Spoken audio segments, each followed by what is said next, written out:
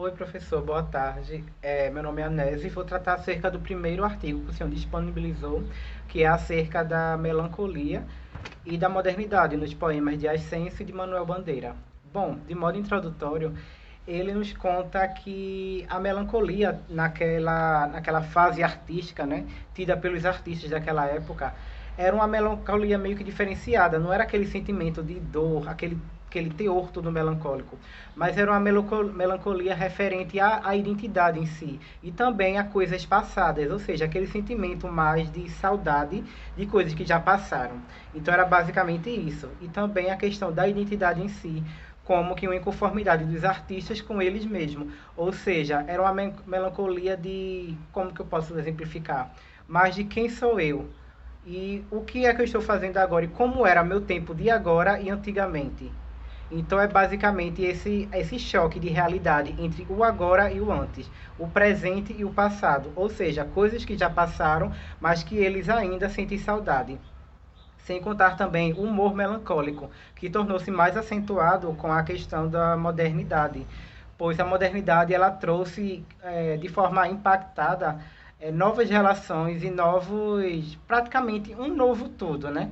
Porque as relações, de modo geral, elas se modificaram, se tornaram mais fluidas, de modo que até relações de pessoas para pessoas ou também as questões amorosas se modificaram em tão pouco espaço de tempo. Então, querendo ou não, isso também impactou as relações do artista literário. Então, é basicamente isso. Esse teor melancólico é basicamente um teor meio que de saudade, em primeira instância. E bom, né, ainda acerca dessa questão de melancolia, os escritores da época tiveram que provar um pouco da resistência. Resistência essa que se dá pela imaginação e pela evocação das memórias passadas, ou seja, naquele tempo com a modernidade era praticamente o nascimento do novo e a morte de algumas coisas. Então, praticamente para eles era meio que um boom, algo muito inesperado e de pouco espaço de tempo. Então, com essa questão da melancolia e da modernidade, essa resistência nos escritores em Ascenso e Bandeira se deu pela evocação do imaginário, se deu pela evocação de memórias, como na questão mesmo de Manuel Bandeira, no poeta e da evocação do Recife, ele evoca muitas memórias passadas do Recife. E daí você pode perceber um pouco aquele tom melancólico, aquele tom de saudade de como era o Recife e como era o Recife agora. Bom, no que diz respeito ao poema de Ascenso, a gente percebe que é um poema bastante impregnado do local de origem dele, né? Já que ele tem esse teor melancólico, então ele retoma toda a questão passada dele do local de origem. E também a gente percebe uma recorrência às lembranças afetivas, justamente para lidar com essas mudanças que aconteciam na época, essas mudanças constantes assim, em pouco espaço de tempo, como falei anteriormente. E também a alusão aos costumes da época, justamente para explicar e descrever os relatos desses lugares que eles falavam, ou seja, dos locais de origem dele, aos quais ele falava nas suas poesias. Bom, e a poesia de Ascenso e de Bandeira, em certo ponto, elas se conectam justamente por essa questão da modernidade, da melancolia, sabendo-se que a melancolia ela se dá justamente por conta das relações e das coisas, né, que sofreram uma mudança bem, vamos dizer assim, brusca em um pouco espaço de tempo. Ou seja, coisas iam nascendo, coisas iam morrendo, coisas que eu digo de modo geral, seja a questão das relações, seja a questão das coisas mesmo, que iam mudando assim, de uma forma inesperada. E querendo ou não, mexia com o sentimento e com o pessoal dos indivíduos e também com os escritores. Então elas se conectam num certo ponto, justamente por essa descrição do passado. Ah, mas que o meu passado era desse tipo e hoje está assim. Ou seja, como se vê nos poemas de Manuel Bandeira, há uma recorrência na descrição do Recife, em que ele relata que o Recife era de uma forma, mas que naquele momento passou a ser de outra, e ele sentia saudade justamente disso. Mesma coisa se dá na questão de Ascenso. A gente vê uma forte recorrência ao passado dele, a locais que ele viveu, então elas se conectam justamente por essa melancolia, ou seja, por essas coisas que mudaram com a modernidade. O que a modernidade trouxe foi justamente isso. Toda essa questão da mudança e que impactou em todas as relações. Meu nome é George e eu vou apresentar uma síntese do artigo intitulado Perspectivismo e Antropofagia em Cobra Norato, de Raul Bobbio. Primeiro eu vou definir os termos Perspectivismo, termo filosófico moderno em que o mundo é povoado de muitas espécies de seres dotados de consciência e de cultura, e cada espécie vê a si mesma como humana, vendo todas as demais como não humanas. Antropofagia oswaldiana, em que o pensamento canibal é uma forma de lidar com o outro, que não é excludente, pois constitui o próprio eu, a partir da assimilação necessária da alteridade. Ou seja, é uma volta ao passado crítico para absorver por meio da deglutição e assim conhecer para então quebrar os paradigmas e os padrões e devolver outro produto regurgitado.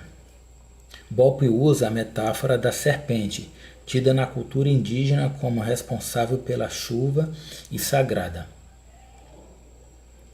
Ele mostra que as práticas mágicas dos índios têm relação direta com o seu sustento.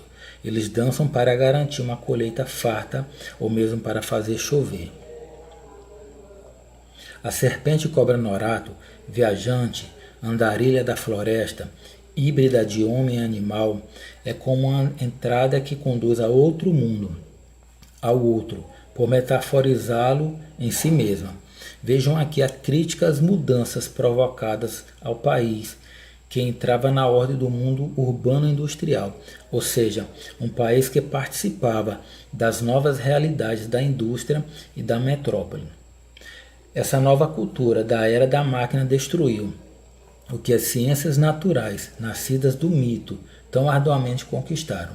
As imagens do poema Cobra-Norato contemplam dimensões de mistério essenciais às culturas indígenas. Percebemos o modernismo paulista, com termos cano de sé e a imagem da cobra com a cabeça enfiada debaixo dos pés de Nossa Senhora.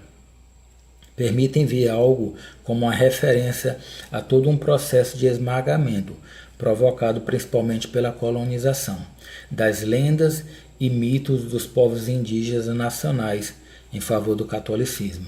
O poeta parece ter se aberto para o essencial da experiência antropofágica, o movimento de ir na direção do outro até se tornar-se outro.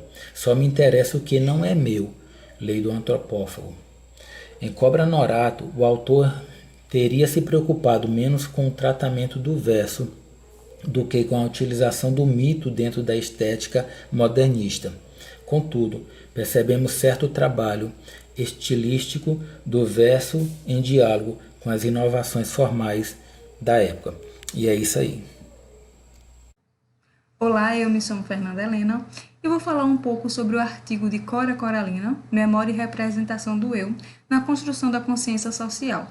Bem, basicamente esse artigo ele foca em 2 pontos principais, que são investigar a representação do eu na construção da escrita poética de Cora Coralina e investigar essa questão da memória, ou seja, da vivência do passado que Cora Coralina traz em seus poemas. Basicamente, o artigo ele é dividido em três partes. A primeira parte é voltada para a questão da poetisa, ou seja, que ela foi uma poetisa que escreveu com estilos do modernismo e do pós-modernismo. Desde jovem, ela tinha o talento para escrever, mas quando ela completa 76 anos, ela publica o seu primeiro livro. Basicamente, a escrita dela era muito autêntica, muito individual, muito singular e focada na questão da autobiografia. Os livros principais que ela escreveu foram Poemas do Beco de Goiás e Histórias Mais, Vintém de Cobre, Meias Confissões de Aninha e o livro Meu Cordel. O foco desse artigo ele gira em torno justamente desse poema de Becos de Goiás, ou seja, faz uma análise sobre a questão do poema e foca justamente nessa questão da representação do eu, né, na escrita da poetisa e esse resgate da memória. Então, eu vou ler um pouco sobre esse poema e depois falar um pouco sobre ele. Bem, deixa eu procurar aqui.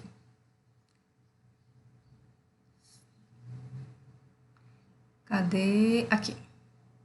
Bem, o poema se chama Do Beco de Vila Rica. No beco de Vila Rica tem velhos monturos, coletivos e consolidados, onde cresce boninas perfumadas. Beco da Vila Rica, baliza da cidade, do tempo do ouro, da era dos polistas, de botas, trabucos, gibão e de couro. Ou seja, esse poema ele é voltado para a simbologia da cidade e é justamente nessa parte que está a autenticidade da poetisa, o foco do resgate da memória, o foco do encontro com a questão da cidade. Então está bem marcante dentro da sua poesia. Outro poema que é bem focado é justamente dentro da representação do eu, é o poema Vive Dentro de Mim. Bem, o poema é o seguinte: vive dentro de mim a mulher do povo, bem proletária, bem linguaruda, desabusada, sem preconceitos, de casca grossa, de chinelinha e enfilharada. Vive dentro de mim a mulher roceira, enxerto de terra, trabalhadeira, madrugadeira, analfabeta, de pé no chão, bem parideira, bem criadeira, seus 12 filhos, seus 20 netos. Vive dentro de mim a mulher da vida, minha irmãzinha tão desprezada, tão murmurada, fingindo ser alegre, seu triste fado. Todas as vidas dentro de mim, da minha vida mera, das obscuras, ou seja, dentro dessa característica marcante vem a representação do eu da poetisa. E, por fim, o último tópico é voltado para a questão da memória e da representação, ou seja, a construção da consciência humana, da representatividade da poética de Cora Coralina mediante os aspectos sociais e memoráveis, e a questão da cidade, ela dá voz à cidade, né, e não silencia a mulher que existe dentro dela. Os 3 pontos focados dentro dessa questão da representação são os aspectos críticos, social, a consciência social e a poetisa do obscuro, ou seja, a poetisa que tem voz, a poetisa que representa, a poetisa que não se cala e a poetisa que fala justamente das questões sociais e com um apontamento crítico. Bem, eu espero que vocês gostem e é só isso. Obrigada. Bem, com relação ao artigo Metalinguagem de Manuel Barros, uma tática de criação, o artigo traz 2 pontos principais. O primeiro, ele está voltado para a questão da análise do poema. E o segundo ponto, ele está focado justamente na questão da metalinguagem. Ou seja, Manuel Barros, ele foi um poeta criativo e inovador para a sua época. Ele teve a capacidade de inovar dentro da poesia, porque ele falava justamente da criação da poesia. E ele trazia em seus poemas a reflexão dentro da criação, ou seja, era uma reflexão voltada para a capacidade do leitor. Bem, dentro do artigo há um paralelo entre Manuel Barros e entre o heterônimo de Fernando Pessoa, principalmente o heterônimo Alberto Caeiro. Ou seja, Alberto Caeiro tinha essa capacidade de escrever poemas voltado para o sentir, voltado para a natureza, voltado para a desvinculação do pensar. E o paralelo é justamente entre o título do livro de Manuel Barros. O título é O Guardador de Águas e o de Caeiro é O Guardador de Rebanhos. Então, há essa correlação entre esses dois títulos, porque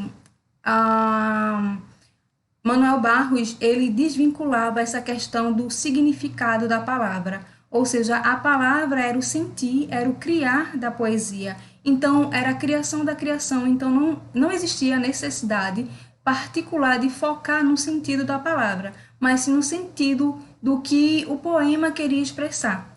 Ele escreveu também outro livro conhecido como Ignorância. Ele foi o poeta inovador também na questão do neologismo, ou seja, esse título não foi esse título não era por acaso, mas sim proposital para mostrar a questão do não saber e não ter o conhecimento. Então, o livro em si já é uma crítica voltada para a questão da metalinguagem. Bem, dentro do contexto do poema de Barros, eu vou ler um pouco, né, e depois vou dar um fechamento com relação a tudo isso.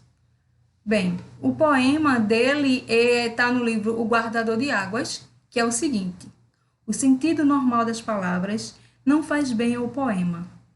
Há quem se dá gosto encasto aos termos, a ver com eles um relacionamento voluptuoso, talvez corrompê-lo até a quimera, escurecer as relações entre os termos em vez de aclamá-los.